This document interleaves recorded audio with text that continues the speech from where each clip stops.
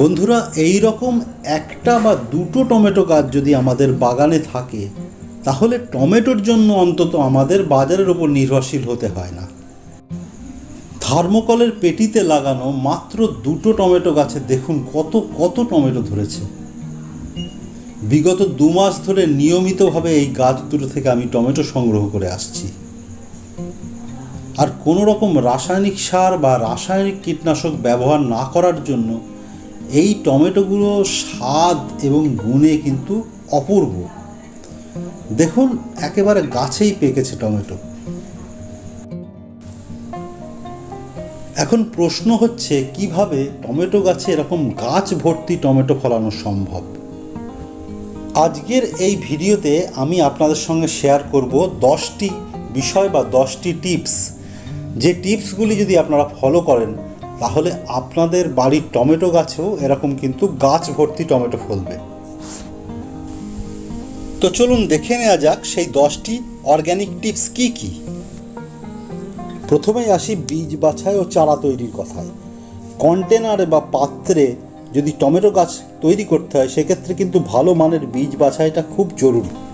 আপনার পরিচিত কৃষি বীজের দোকান থেকে ভালো মানের ভালো জাতের টমেটোর বীজ সংগ্রহ করুন। বীজ সংগ্রহের সময় অবশ্যই ঋতুর কথা মাথায় রাখবেন। গ্রীষ্ম ঋতুর জন্য যদি আপনি টমেটোর গাছ তৈরি করতে চান তাহলে সেক্ষেত্রে কিন্তু সামার ভ্যারাইটি যেগুলো রয়েছে সেই ধরনের টমেটোর বীজ আপনাকে সংগ্রহ করতে হবে। আসি চারা তৈরির কথায়। সমপরিমাণে জৈব সার আর কোকোপিট মিশিয়ে একটা পটিং মিক্স তৈরি করুন। তারপরে ওই পটিং মিক্স দিয়ে ছোট ছোট পাত্রে টমেটোর বীজ বপন করুন এবং সেখান থেকেই টমেটোর চারা তৈরি করে নিন। চারা একটু বড় হলে প্রথমে ছোট ছোট পাত্রে সেগুলিকে প্রতিস্থাপন করুন। এবার যখন চারাগুলি 5 থেকে 6 ইঞ্চির হবে তখনই তাদের ফাইনাল পটে প্রতিস্থাপন করুন। পাত্র বাছাই। টমেটোর জন্য একেবারে প্রাথমিক শর্ত হলো টমেটো গাছ অবশ্যই কোনো বড় পাত্রে লাগাতে হবে। মানে পাত্রের ব্যাপারে কোনো রকম, পাত্রের সাইজের ব্যাপারে কোনো রকম কম্প্রোমাইজ করা চলবে না। যে ছোট ছোট চারাগুলো আপনারা দেখছেন, যখন এগুলো বড় হবে তখন এদের রুট সিস্টেম বা শিকড় যত প্রসারিত হবার জায়গা পাবে গাছগুলি তত হেলদি হবে এবং সেগুলির ফল ধারণ ক্ষমতা তত বেশি হবে। যে পাত্রে টমেটো গাছ লাগাবেন সেটি যেন 18 থেকে 20 ইঞ্চি চওড়া এবং 12 ইঞ্চি গভীর হয়। এরকম ফলের পেটি, গ্রো ব্যাগ বা অন্য যে কোনো বড় পাত্রে, এরকম থার্মোকলের বাক্সেও টমেটো গাছ লাগানো যেতে পারে। এই যে থার্মোকলের বাক্সটি দেখছেন এটি 30 ইঞ্চি চওড়া এবং 18 ইঞ্চি গভীর। এখানে আমি দুটো টমেটো গাছ লাগিয়েছি। এরকম পাত্র যদি বড় পাত্র হয় তাহলে অনায়াসেই দুটো টমেটো গাছ কিন্তু লাগানো যাবে। টমেটো চারা প্রতিস্থাপনের সময় একটা বিষয় অবশ্যই মাথায় রাখতে হবে, সেটা হচ্ছে টমেটো গাছের যে কাণ্ড, সেই কাণ্ড থেকে কিন্তু প্রচুর শিকড় বেরোয়। তাই যতটা পারবেন গভীরভাবে এই চারাগুলিকে প্রতিস্থাপন করবেন। যতটা পর্যন্ত মাটি রয়েছে তার থেকেও আরেকটু বেশি করে গভীর গর্ত করে চারাগুলিকে প্রতিস্থাপন করুন। তাহলে যে কাণ্ড, সেই কাণ্ড থেকে প্রচুর শিকড় বেরোবে এবং গাছ শক্তপোক্ত মজবুত হবে এবং পরবর্তীকালে সেই গাছ কিন্তু তাতে প্রচুর প্রচুর পরিমাণে টমেটো ধরবে।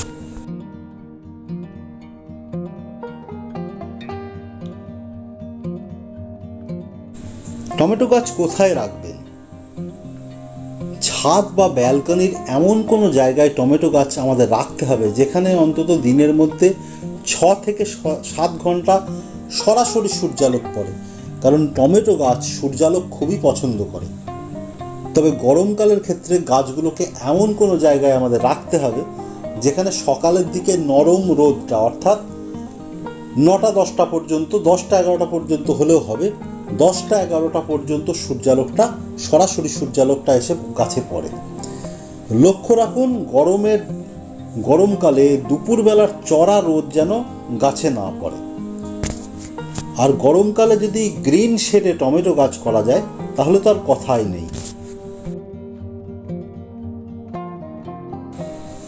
টমেটো গাছে জল দেওয়াটা খুবই গুরুত্বপূর্ণ একটি বিষয়। মাটিটা যেন মাটির উপরিভাগটা সব সময় যেরকম হালকা ভেজা ভেজা থাকে সেটা লক্ষ্য রাখতে হবে। শুকিয়ে আসলেই পরিপূর্ণ জল দিয়ে দিতে হবে। গরমকালে অতিরিক্ত গরমের হাত থেকে গাছগুলোকে রক্ষা করবার জন্য শুকনো পাতা দিয়ে মালচিং করে দিন, এতেও কিন্তু গাছের মাটিটা ভেজা ভেজা থাকবে।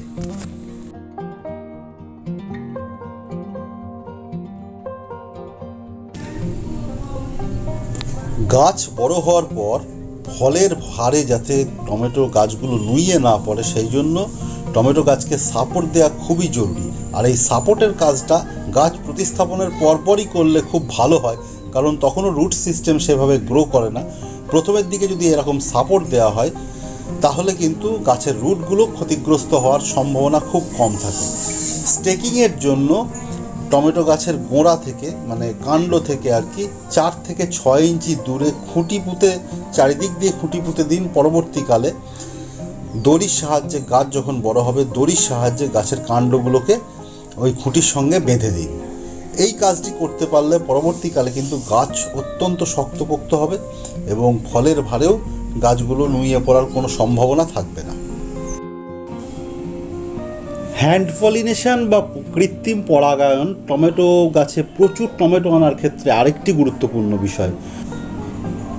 যদিও টমেটোর ফুল সেলফ পলিনেটিং, অর্থাৎ এদের মধ্যে মেল এবং ফিমেল পার্ট দুই থাকার কারণে প্রকৃতিগতভাবে এদের পরাগায়ন হয়, কিন্তু অনেক সময় প্রকৃতিগতভাবে এদের পরাগায়ন ঠিকঠাক না হওয়ার ফলে ফুল ঝরে যায় এবং যথেষ্ট সংখ্যক টমেটোও গাছে ধরে না। এই সমস্যা দূর করার জন্য একটি উপায় হলো হ্যান্ড পলিনেশন। এর জন্য যে সমস্ত ডালে ফুল এসেছে হাত দিয়ে সেই সমস্ত ডালগুলিকে আলতোভাবে নাড়তে থাকুন, আলতোভাবে নেড়ে দিন। এর ফলে ফুলের পরাগায়ন খুব সুন্দর হবে এবং গাছেও প্রচুর টমেটো ধরবে। সার প্রয়োগ বা ফার্টিলাইজেশন টমেটোর ক্ষেত্রে আরও একটি গুরুত্বপূর্ণ বিষয়। নিয়মিতভাবে জৈব সার প্রয়োগ করলে টমেটোর ফলন খুবই ভালো হয়। বিশেষ করে গাছে ফুল আসার পর প্রতি 15 দিন অন্তর অন্তর গাছ পিছু 2 মুঠো করে জৈব সার প্রয়োগ করলে গাছের টমেটোর ফলন যেমন প্রচুর হবে, সেই সঙ্গে টমেটোর সাইজও ভালো হবে, তার স্বাদও হবে দারুণ। টমেটো গাছ পটাশিয়াম লাভার, তাই কলার খোসার জৈব সার ও ফসফরাস সমৃদ্ধ হাড় গুঁড়ো একসঙ্গে মিশিয়ে সেই মিশ্র সার যদি গাছে প্রয়োগ করা হয় তাহলে কিন্তু রেজাল্ট দারুণ হয়। এই মিশ্র জৈব সার কীভাবে তৈরি করতে হয় তা নিয়ে আমার চ্যানেলে একটি ভিডিও রয়েছে, আই বাটনে ক্লিক করে সেই ভিডিওটি দেখে নিতে পারেন। ডেসক্রিপশন বক্সেও লিঙ্ক পেয়ে যাবেন, সেখান থেকেও দেখে নিতে পারেন ভিডিওটি। টমেটো গাছের জন্য আরেকটি খুব সহজলভ্য উপকরণ দিয়ে একটি সুন্দর সার বানানো যায়, সেটা হলো গবাদি পশুর খাদ্য হিসাবে যে বিচালি আমরা ব্যবহার করি, সেই বিচালি দিয়েও টমেটো গাছের জন্য খুব সুন্দর একটা পটাশিয়াম সমৃদ্ধ সার বানিয়ে নেওয়া যায়। এর জন্য একটা বড় পাত্রে টুকরো করা বিচালি রেখে তার উপরে যে কোনো ধরনের জৈব সার, সেটা গোবর সার হতে পারে বা অন্য যে কোনো জৈব সার দিয়ে নিয়মিতভাবে জল দিয়ে যেতে হবে। কিছুদিন পর 1 থেকে 2 মাস পর দেখবেন ওই বিচালি সম্পূর্ণ পচে গিয়েছে এবং সেটা পুরোপুরি কম্পোস্টে পরিণত হয়েছে। এই কম্পোস্ট যদি আপনি টমেটো গাছে প্রয়োগ করেন সেক্ষেত্রেও কিন্তু খুব দারুণ রেজাল্ট পাওয়া যাবে।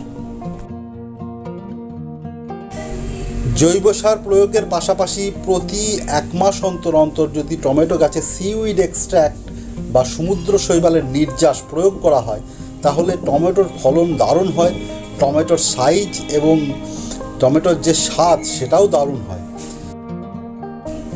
সিউইড এক্সট্র্যাক্টের প্রয়োগ পদ্ধতি নিয়ে আমার চ্যানেলে একটি ভিডিও রয়েছে, আই বাটনে ক্লিক করে বা ডেসক্রিপশন বক্সে দেওয়া লিঙ্ক থেকে সেই ভিডিওটি দেখে নিতে পারেন।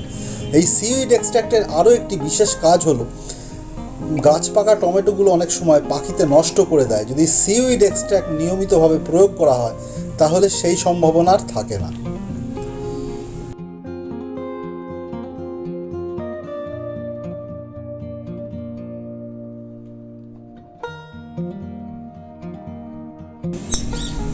সব শেষে যে টিপসের কথা বলবো সেটা অবশ্যই রোগ প্রতিরোধক বা পেস্ট কন্ট্রোল।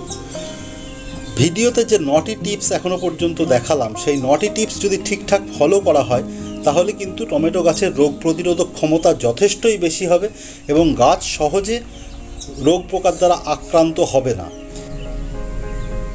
অর্গ্যানিক গার্ডেনে কেমিক্যাল পেস্টিসাইড ব্যবহার করবার পক্ষপাতী আমরা কেউই নই। প্রতি 15 দিন অন্তর অন্তর, একেবারে প্রথম থেকে প্রতি 15 দিন অন্তর অন্তর 1 লিটার জলে 10 মিলিলিটার নিম তেল, হাফ চা চামচ লিকুইড সাবান এবং তার সঙ্গে হাফ চা চামচ সাদা তেল, এই 3টি উপকরণ খুব ভালো করে মিশিয়ে যদি নিয়মিতভাবে আমরা গাছে স্প্রে করে দিই একবারে প্রথম থেকে প্রতি 15 দিন অন্তর অন্তর, তাহলে কিন্তু আমাদের গাছ সহজে রোগাক্রান্ত হবে না। এছাড়া গাছের রোগাক্রান্ত পাতাগুলো সেগুলোকে কেটে ফেলে দিতে হবে। গাছের কোনো পাতা যেন মাটি স্পর্শ করে না থাকে সেটাও অবশ্যই আমাদের দেখতে হবে। এইগুলো যদি আমরা ঠিকঠাকভাবে মেনে চলতে পারি বা ঠিকঠাকভাবে এই টিপসগুলো ফলো করি তাহলে কিন্তু আমাদের বাগানেও এরকম 1টি বা 2টি টমেটো গাছ থেকেই প্রচুর পরিমাণে টমেটো ফলবে, যা আমাদের দৈনন্দিন যে বাড়ির চাহিদা সেই চাহিদা তো মেটাবেই, পাশাপাশি আমরা আমাদের প্রতিবেশীকেও আমাদের সেই বাড়ির গাছের টমেটো দিতে পারবো। আজকের ভিডিও এই পর্যন্তই। এরপরে অন্য কোনো ভিডিও নিয়ে অবশ্যই আপনাদের সঙ্গে খুব তাড়াতাড়ি দেখা হচ্ছে। ভিডিওটি ভালো লেগে থাকলে লাইক, শেয়ার, কমেন্টস করে আমাকে উৎসাহিত করবেন। অর্গ্যানিক গার্ডেন করার জন্য আমি সবসময় আপনাদের উৎসাহিত করি। ভালো থাকুন, সুস্থ থাকুন, নমস্কার।